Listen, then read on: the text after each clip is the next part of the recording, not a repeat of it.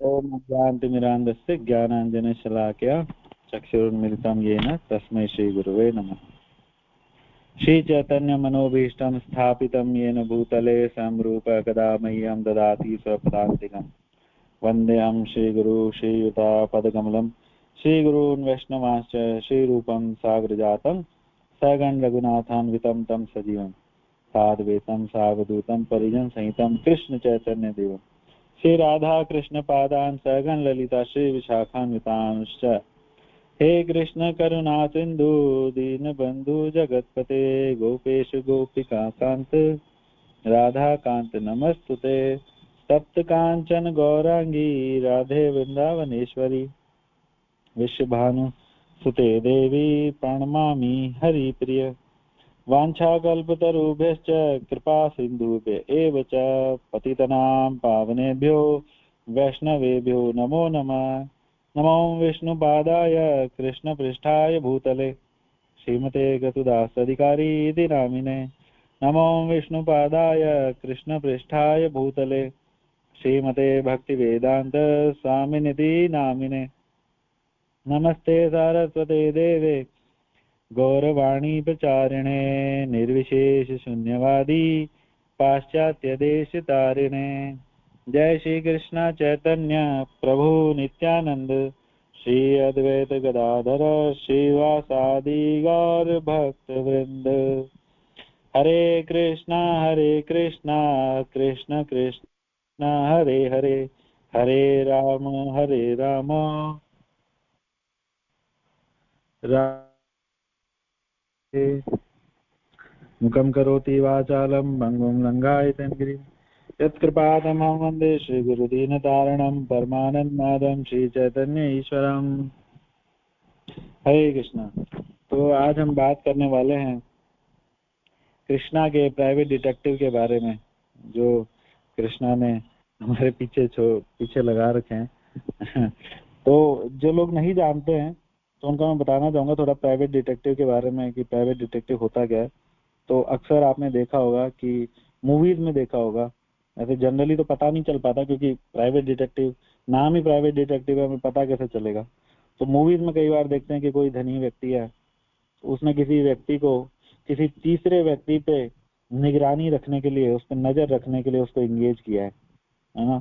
और वो बोलता है कि भैया इसका ना, इस तीसरे व्यक्ति का, फला फला व्यक्ति का, इसको सब कुछ नोट करो, ये क्या खाता है, क्या करता है, कहाँ जाता है, किससे मिलता है, कहाँ उठता है, कहाँ बैठता है, इसके मित्र कौन है, ये कौन है, वो कौन है, तो सब कुछ नोट करो, है ना। ऐसा होता है ना।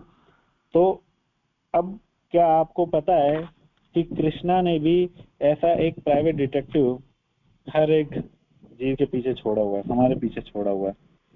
तो अब आपको बताना है थोड़ा दिमाग पे जोर लगा के और एक शब्द में कि ऐसा वो प्राइवेट डिटेक्टिव कौन है जो लगातार हमारा सब नोट कर रहा है। बहुत इजी सवाल है, इसमें ऐसा कुछ नहीं है। हरी बोल, very nice answers are coming. Yes, देखो मैंने स्क्रीन अच्छे से कर दिया तो आप लोगों ने इजी हो गया आंसर देना। परमात्मा, यस, वेरी नाइस, बहुत अच्छा आंसर है, परमात्मा। तो जैसे जो हम मूवीज में देखते हैं प्राइवेट डिटेक्टिव, तो उसकी फिर भी कुछ कुछ लिमिटेशंस होती हैं। वो सब जगह हमारे साथ नहीं जा सकता, घर में नहीं घुस सकता, है ना, और बाथरूम में नहीं घुस सकता। तो हर जगह वो ढंग से हमारा सब कुछ नोट नहीं कर सकता। लेकिन ये जो कृष्णा का प्राइवेट डिटेक्टिव है, ये क्योंकि कृष्णा का है, कृष्णा ने भेजा हुआ है, कृष्णा का विस्तार है, इसलिए ये सर्वशक्तिमान है। ये सब जगह हमारे साथ जाता है, सब कुछ नोट करता है। बल्कि ये हमारे मन की जो स्थिति है, जो हमारे मन में चल रहा है, किसी के लिए क्या भाव आ रहे हैं, किसी के लिए क्या विचार है, सब कुछ नोट कर रहा है।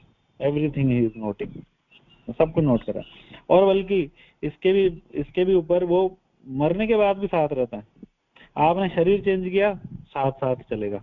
इतना जबरदस्त प्राइवेट डिटेक्टिव है ना। अगर हमने शरीर छोड़ा, शरीर छोड़ने के बाद हम कीड़े बन गए, ये वहां भी आ जाएंगे साथ साथ। देवता बन गए, वहां भी आ जाएंगे हमारे साथ साथ। तो हर जगह साथ साथ रहेंगे हमारे। और काम क्या करेंगे? काम वही प्राइवेट डिटेक्टिव वाला, एवरीथिंग नोट डाउन, सब कुछ नोट करते रहेंगे। मुंडक उपनिषद का एक बहुत ही फेमस श्लोक है, उस फेमस श्लोक में वो श्लोक क्या कहता है, द्वा सुपर्णा सयुजा सखाया समानं वृक्षं परिशस्व जाते तयोरन्य पिप्पलं स्वादु अत्यन्य तु अश्ननं च अभिचाक्षीति। तो ये श्लोक में मैं अब आपको जो बोल रहा हूँ इसका अर्थ, उसको एक बार आप दिमाग में इमेज बनाना। और क्या बोल रहा है इस श्लोक के अंदर कि दो पक्षी हैं और बहुत ही सुनहरे पंखों वाले सुंदर से पक्षी हैं, और वो एक ही पेड़ पर बैठे हैं, एक पेड़ पर बैठे हैं, घने से पेड़ पर बैठे हैं। और एक जो पक्षी है, सपोज लेफ्ट वाला, आप लेफ्ट वाली इमेज बना लो, लेफ्ट वाला पक्षी है वो वृक्ष के फल खा रहा है, और जो राइट वाला है वो केवल देख रहा है। तो ये सुंदर एनालॉजी से, इस सुंदर एग्जाम्पल से हमारा पूरा स्ट्रक्चर बताया मुंडक उपनिषद में। तो ये जो द्वा सुपर्णा है यानी दो पक्षी हैं, ये कौन है, आत्मा और परमात्मा, यानी हम और हमारे प्राइवेट डिटेक्टिव परमात्मा। नेक्स्ट वर्ड में क्या बोला, सयुजा सखाया, बहुत इंपॉर्टेंट वर्ड है। सयुजा का मतलब होता है कांस्टेंट, शाश्वत, हमेशा साथ रहने वाला, और सखाया मतलब कंपेनियन, साथी। तो ये जो परमात्मा है जिनको हम प्राइवेट डिटेक्टिव कह रहे हैं, ये वास्तव में हमारे ऐसे संगी हैं, साथी हैं जो कभी हमारा साथ नहीं छोड़ेंगे, हमेशा साथ में हमारे चलते रहेंगे, पूरी प्रोसेस में हमेशा साथ चलते रहेंगे। हमारे जैसे माता पिता होते हैं, वो हमारे साथ कितना रहते हैं, 50-60 साल, और पत्नी होती है और 40-50, वो देख लेना आप, मैंने एग्जैक्ट कैलकुलेशन करके नहीं बोल रहा हूँ। बच्चे हैं वो 20-30 साल, कोई हमारा फ्रेंड है वो 30-40 साल, तो ऐसे अलग अलग कैलकुलेशन है। लेकिन ये ऐसे संगी साथी हैं हमारे परमात्मा, ये पक्षी हमारे साथ सदैव साथ में रहता है, और ना केवल सदैव बल्कि मृत्यु हो गई फिर अगली बॉडी में भी साथ में साथ साथ चलता रहेगा। फिर इस श्लोक के अगले वर्ड में कहा, समानम वृक्षम परिशस्व जाते, सेम ट्री पर बैठे हैं, और ट्री क्या है, हमारी ये बॉडी, जो भी हमें शरीर मिला, मनुष्य शरीर मिला, साथ में बैठे हैं दोनों, आत्मा में बैठी है, परमात्मा भी साथ में। कीड़े बन गए, कीट बन गए कोई, साथ में बैठे हैं। पेड़ बन गए, पेड़ पे भी साथ में बैठे हैं। पशु बन गए, पशु में भी साथ में बैठे हुए हैं। तो हर प्रकार के शरीर में, शरीर को बोला गया यहाँ पे पेड़ के नाम से, तो एक ही पेड़ में दोनों साथ में बैठे हुए हैं, तो अंदर बैठे रहते हैं साथ में, है ना, इसलिए हमारे सबसे क्लोज भी हैं, कांस्टेंट कंपेनियन है, सयुजा सखाया, सबसे पास में। अब आगे बोला गया कि तयोरन्य पिपलम स्वादु अति अन्य तू अश्नन अभिचाक्षीति, कि एक फल खा रहा है और दूसरा देख रहा है, यानी कि एक पक्षी यानी कि आत्मा जो है वो बैठ के फल खा रही है, और दूसरा जो है वो केवल देख रहा है। तो क्या मतलब है फल खाने का, कोई बताना चाहेगा फल खाने का क्या मतलब है? चैट पे लिख दीजिए, अनम्यूट मत कीजिएगा।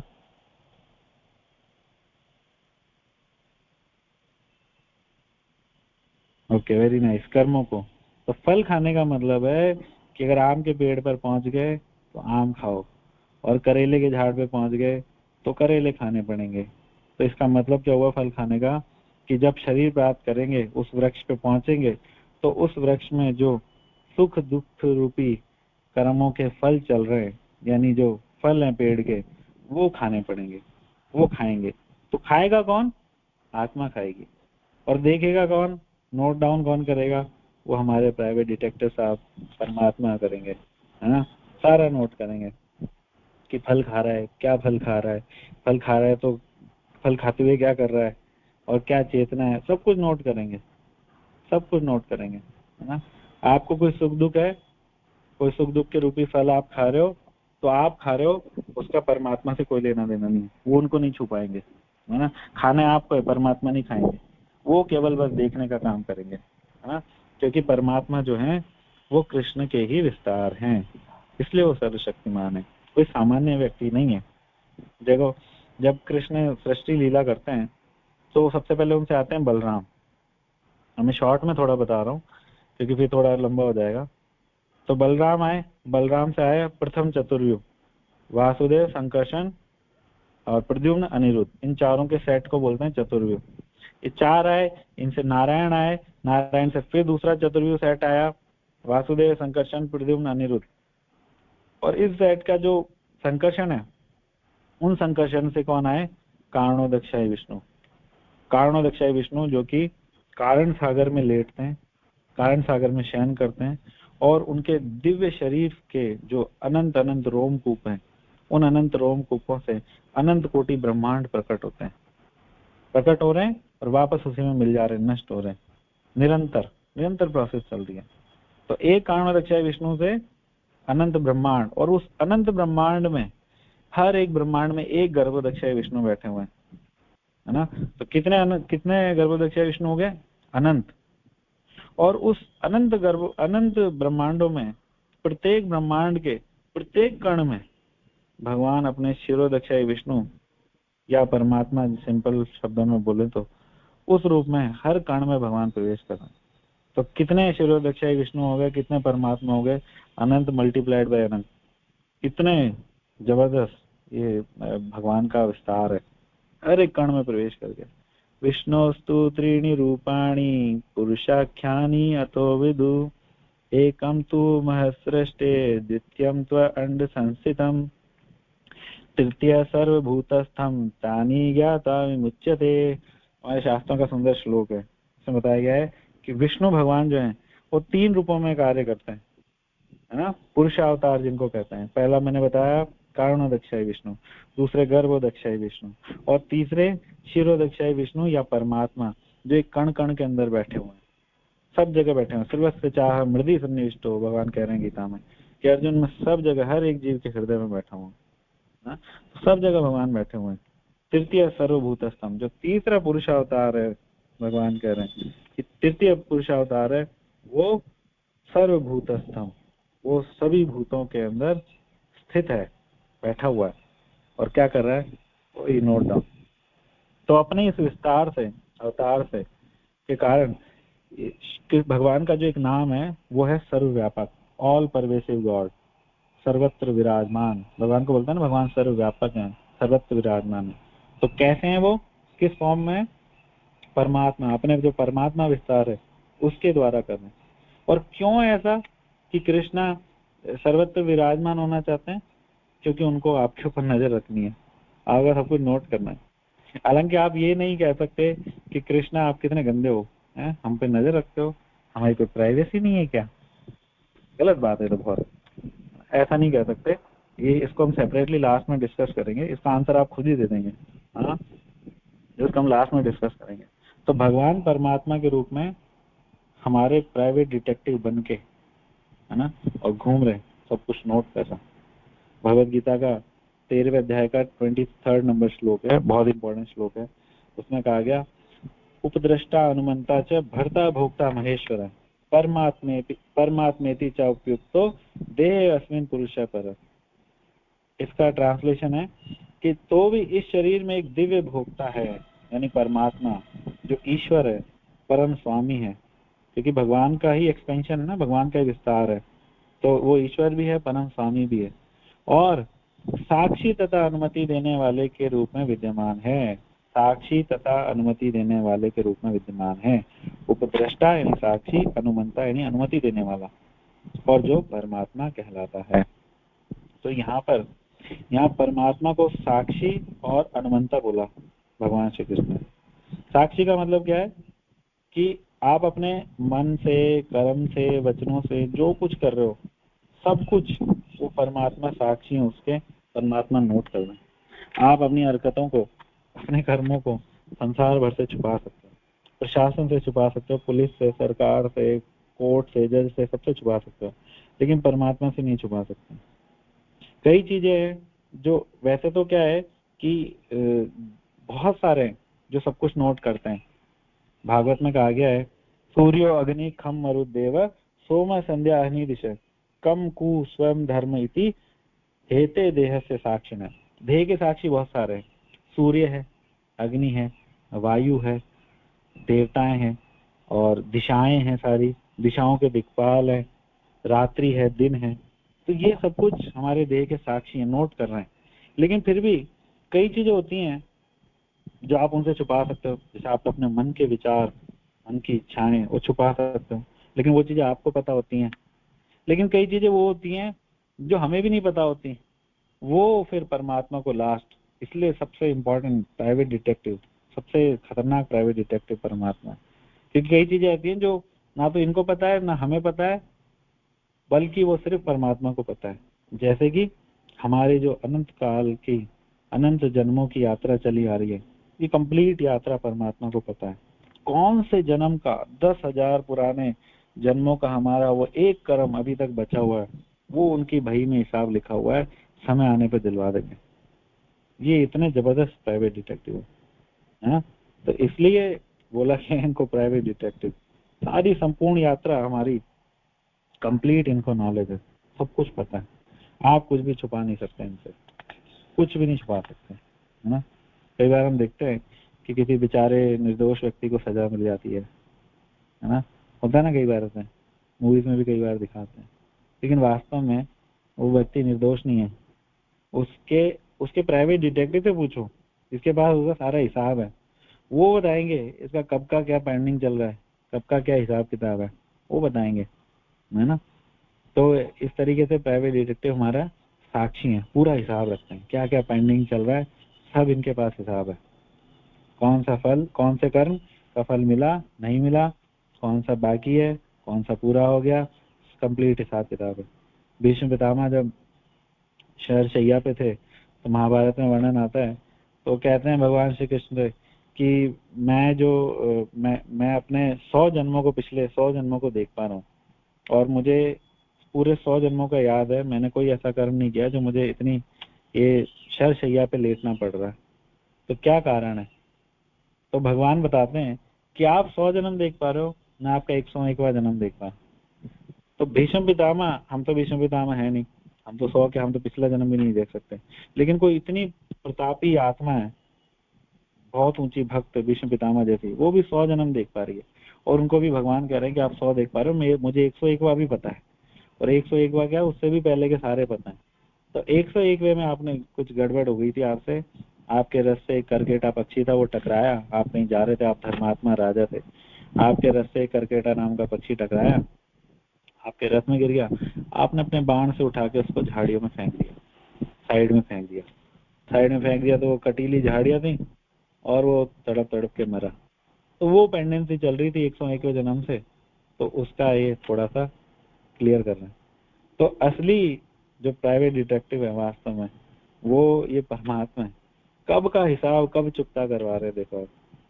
आत्मा इस शरीर में प्रवेश करी फल खाने के लिए, पुराने कर्मों के फल खाने के लिए, लेकिन परमात्मा साथ साथ में किस लिए आए? खाली आपको देखने के लिए और आपको फल खिलाने के लिए। कौन से फल खाने, कौन से के लिए आप योग्य है, कौन से अभी पेंडिंग रखने हैं, कौन से पेंडिंग चल रहे थे जिनको खिलाना है, ये सारा कार्य करवाने के लिए परमात्मा साथ साथ चल रहा है, कांस्टेंट कंपेनियन। इसके बाद में जो दूसरा इंपॉर्टेंट वर्ड था 13वें अध्याय का 23वां श्लोक, उपदृष्टानुमंता वाला जो भी हमने पढ़ा, उसमें भगवान कह रहे हैं परमात्मा को अनुमंता, यानी कृष्ण जो है वो अनुमति देते हैं जीव को भोग करने की, है ना?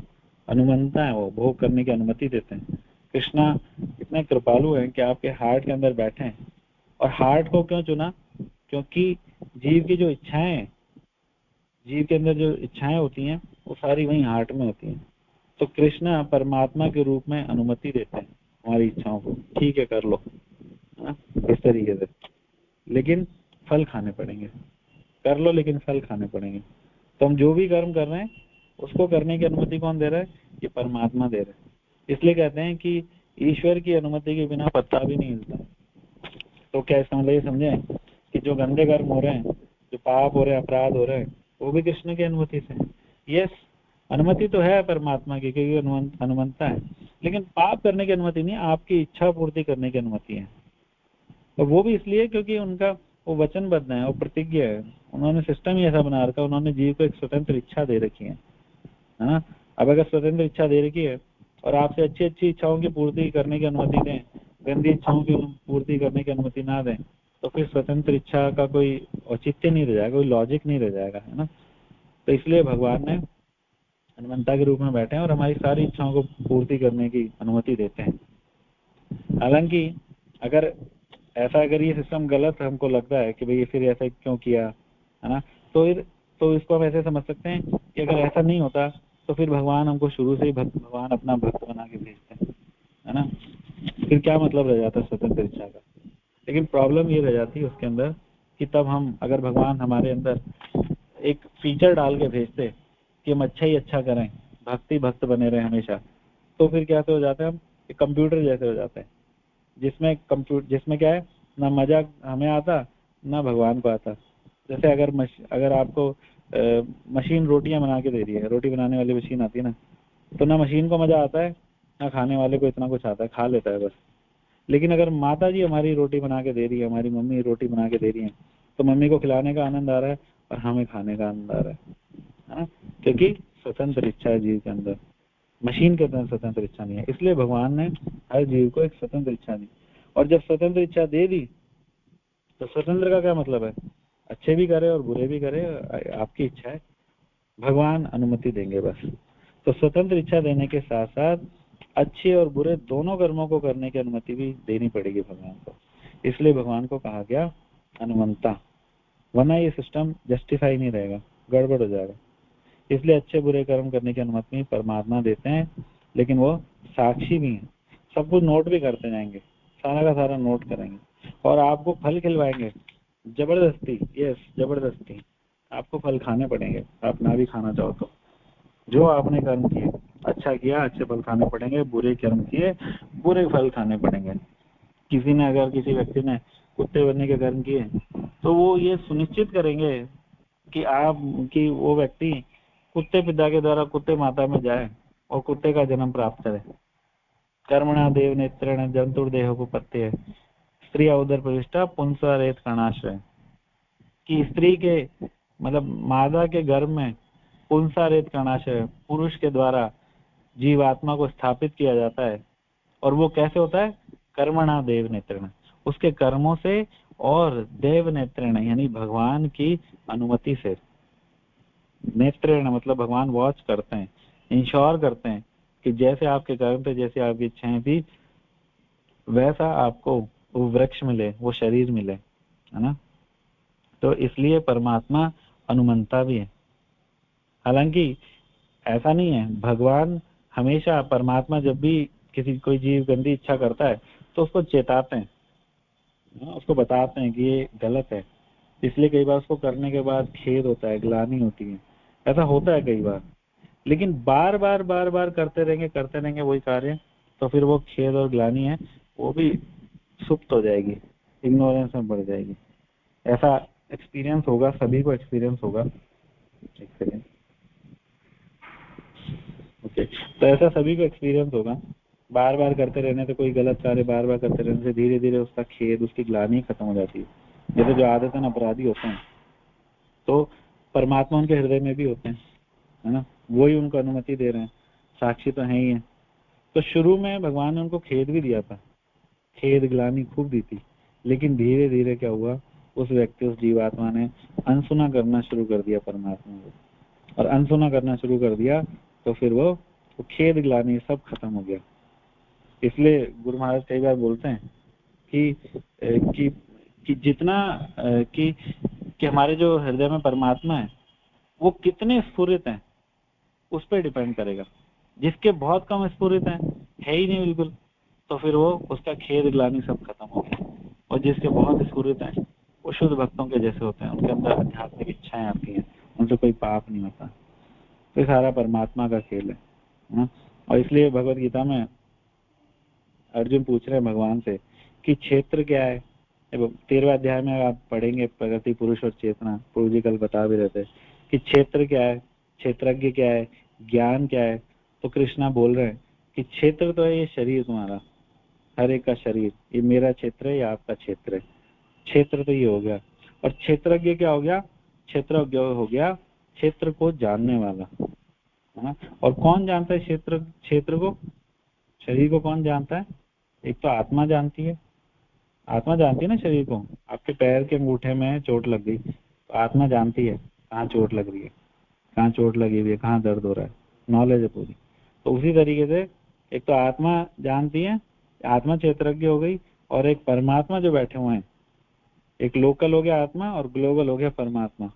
परमात्मा को भी सारी नॉलेज है, उनको भी सारा पता है, वो भी क्षेत्रज्ञ है।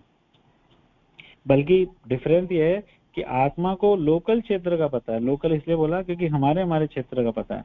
आपके शरीर में कहाँ चोट लगी हुई है, कौन सी उंगली में दर्द हो रहा है, मुझे नहीं पता, लेकिन परमात्मा को वो ग्लोबल क्षेत्रज्ञ हैं। उनको मेरे शरीर का पता है, आपके का पता है, समस्त शरीरों का पता है। शरीरों का कण कण का उनको हिसाब किताब पता है। हमने शुरू में देखा उनको शिरोदक्षय विष्णु क्यों कहते हैं, क्योंकि कण कण में वो प्रवेश कर चुके, कण कण के अंदर समाये हुए हैं, तो उनको सारा नॉलेज है, कंप्लीट नॉलेज है। दो लोग एक जैसे दिखाई दे रहे हैं, मैं और आप एक जैसे दिखाई दे रहे हैं। मेरी आंखें से हमारी दो आंखें मेरे पास, दो आंखें आपके पास, दो पैर, दो हाथ, सब कॉमन है, कान नाक सब कॉमन है, लेकिन सुख दुख का जो भोग है वो कंप्लीटली डिफरेंट चल रहा है आपकी लाइफ में, मेरी लाइफ में कंप्लीटली डिफरेंट है। ऐसा क्यों हो रहा है? क्योंकि ये जो प्राइवेट डिटेक्टिव बैठे हुए अंदर, ये सारा हिसाब किताब रख रहे हैं और ये इंश्योर कर रहे हैं कि अगर आपने आम के बीज बोए थे, गोकुलानंद ने आम के बीज बोए थे तो वो आम के फल खाए, और अगर इसने करेले के बीज बोए थे तो करेले के फल खाए, और अगर नीम के बोए थे तो नींबोलियां खाए बैठ के, क्योंकि वो ये इंश्योर कर रहे हैं। बाहर से हम सेब दिखाई दे रहे हैं, लेकिन जो अंदर वो क्षेत्रज्ञ बैठा हुआ है, जो सारे क्षेत्रों का ज्ञाता है, सारे क्षेत्रों का उसके पास हिसाब है, वो ये इंश्योर कर रहा है कि हम क्या सुख दुख भोगेंगे, है ना। इसलिए कई बार आपने महाराज से सुना होगा कि परमात्मा भक्त वत्सल नहीं है। कई बार बोलते हैं महाराज भक्त वत्सल नहीं है, इसलिए परमात्मा के चक्कर में मत पड़ो। ये कैसे हैं? एक जज के जैसे हैं। जज होता है ना, न्यायाधीश, उसके जैसे हैं। जैसा कर्म करोगे वैसा फल दे देंगे। जज कभी कोई अकारण कृपा नहीं करता। जज के सामने एक अपराधी को लाया, एक व्यक्ति को लाया गया, एक साइड बोल रही है अपराधी, एक साइड बोल रही है अपराधी नहीं है। अब जो प्रूफ जैसे आएंगे, जैसे साक्ष्य, जैसे वो गवाह आएंगे, उसके हिसाब से वो बोल देगा हाँ अपराधी है या अपराधी नहीं है, कोई अकारण कृपा नहीं। तो ये जज के समान है परमात्मा जो है, ये जो प्राइवेट डिटेक्टिव है। हालांकि ये पूजनीय है क्योंकि कृष्ण के विस्तार है, विष्णु का अवतार है ना, पूजनीय है, लेकिन इनकी उपासना करने का कोई बहुत फायदा नहीं है, क्योंकि कृपा वैसे करेंगे ही नहीं। उपासना होती है इनकी, वदंती तत्विदं तत्त्वं यत् ज्ञानम् अद्वयं ब्रह्मेति परमात्मेति भगवानिति शब्दते। तो 3 रूपों में बताया भागवत में कि परमात्मा रूप में भी उपासना होती है। योगी लोग ध्यान करते हैं परमात्मा का। 6ठे अध्याय में गीता में भगवान ने बताया है कि कैसे ध्यान करना है परमात्मा के ऊपर, है ना, हृदय के अंदर कैसे ध्यान करना है। और वो ये भी बोला कि सफल होगे तो मुझे प्राप्त करोगे, लेकिन रास्ते में प्रॉब्लम इतनी आ जाएगी ना, रास्ते में सिद्धियां इतनी सारी मिल जाएगी, अष्ट सिद्धियां, अणिमा लघिमा इशिता वशिता, ये वो फलाना ढिमकाना, 8 प्रकार की सिद्धियां मिल जाएगी कि वहीं फंस जाएंगे, है ना। सिद्धियां मिलती हैं, कंपल्सरीली मिलती हैं परमात्मा के ध्यान करने के मार्ग में, लेकिन मिलती क्यों है? जैसे हनुमान जी ने सिद्धियों से भगवान की सेवा करी, इसलिए मिलती है।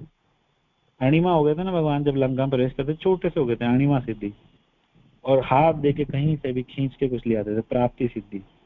तो बहुत तरह की ऐसे 8 प्रकार की सिद्धियां होती हैं, लेकिन मिलती क्यों है?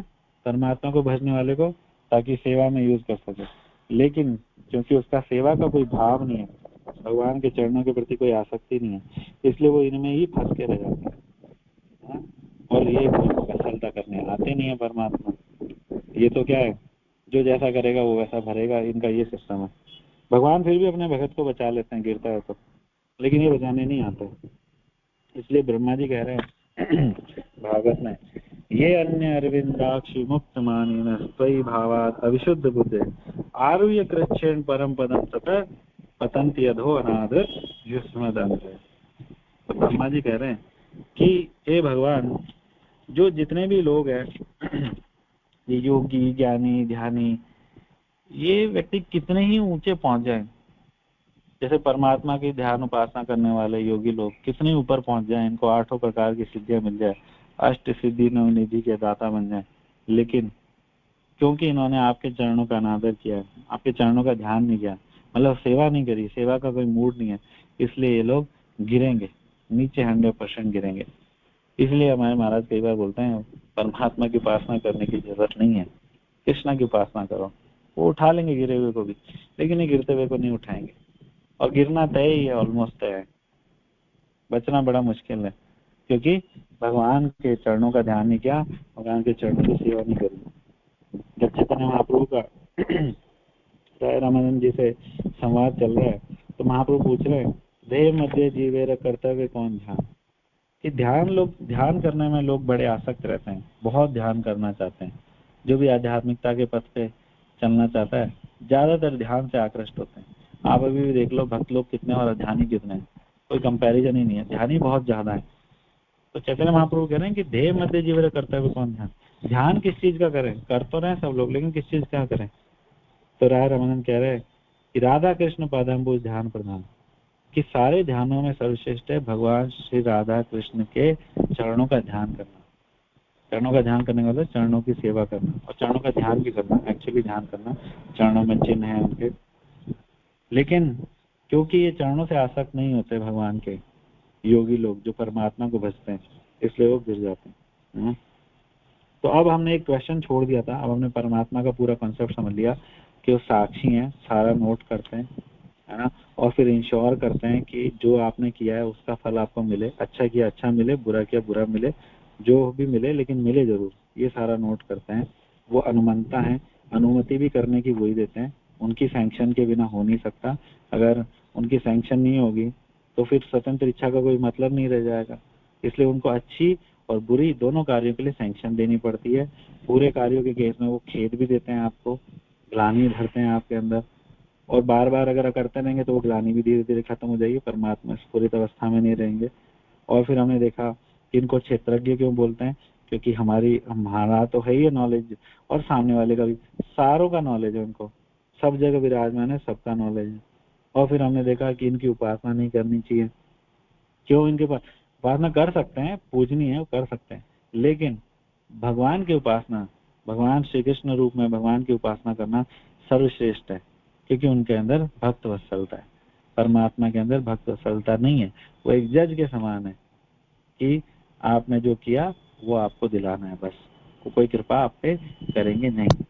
वैसे वो पूजनीय उपासनीय है, लेकिन वो आप पे कृपा करने वाले हैं नहीं। अब हमने एक क्वेश्चन छोड़ दिया था, ये मैंने आपको समझ भी कर दिया। अब एक क्वेश्चन हमने छोड़ दिया था कि हाय कृष्णा इतने गंदे हैं कि हमारी कोई प्राइवेसी ही नहीं रखी उन्होंने, पूरी की पूरी हमारे ऊपर नजर रखे हुए हैं एक एक चीज की। अब क्लास पूरी हो गई, अब आप लोग मुझे बताइए कि क्या कृष्णा वास्तव में, कृष्णा ने ये कोई हार्श मतलब थोड़ा सा टफ कार्य किया है? ये थोड़ा सा जैसे हम कई बार बोलते हैं ना क्रूर प्रकृति, भगवान को कई बार सख्त निर्णय लेने पड़ते हैं, तो क्या वास्तव में ये भगवान का कोई सख्त निर्णय कि भगवान ने परमात्मा रूप में हर जगह भगवान विराजमान है, सब जगह नोट कर रहे हैं, हमारा अच्छा बुरा अंदर बाहर, कोई प्राइवेसी नहीं, सब नोट कर रहे हैं? तो बताइए क्या है, कौन बताना चाहेगा?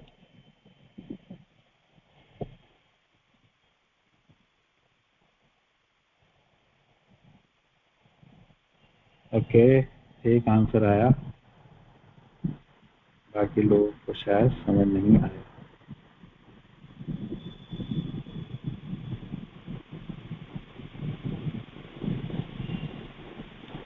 कोई आंसर नहीं?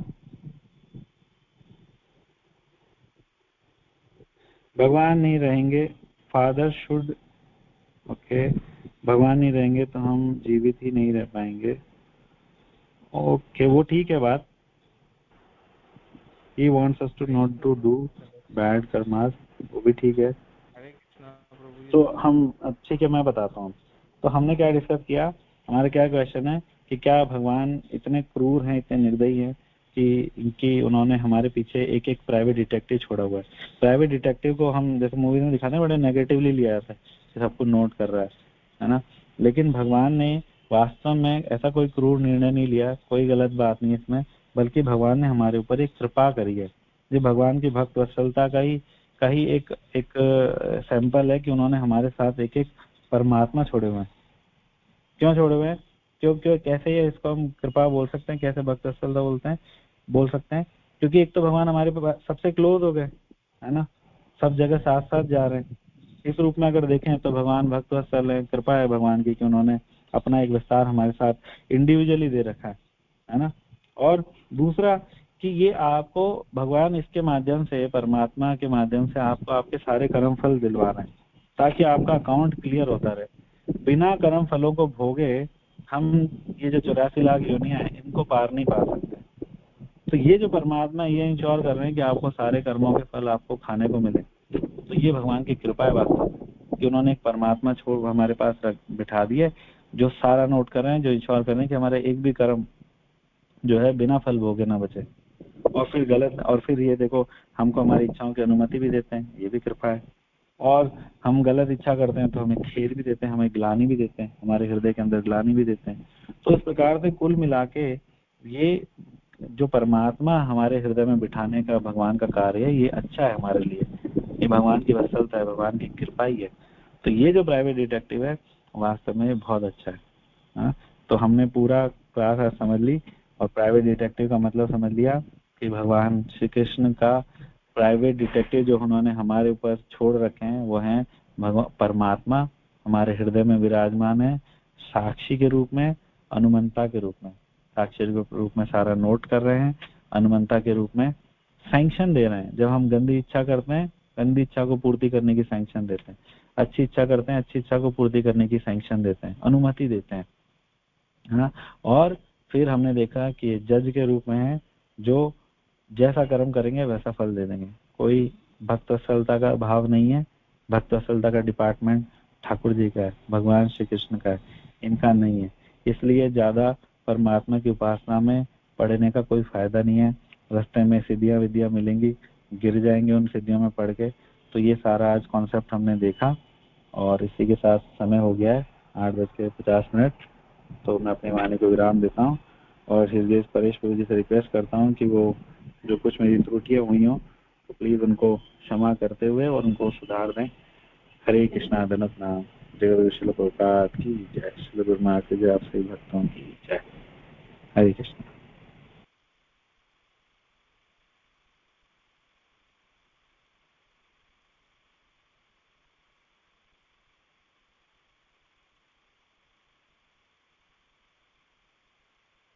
हरे कृष्णा गोकुलानंद प्रभु, हरे धन्यवाद कृष्ण आपका प्रभु, धनत नाम। प्राइवेट डिटेक्टिव सब्जेक्ट के लिए। एज यूजुअल आप क्लास को सुंदर बताते ही हो और आज भी आपने अच्छा बताया, धन्यवाद आपका। तो बहुत सुंदर कॉन्सेप्ट है, बहुत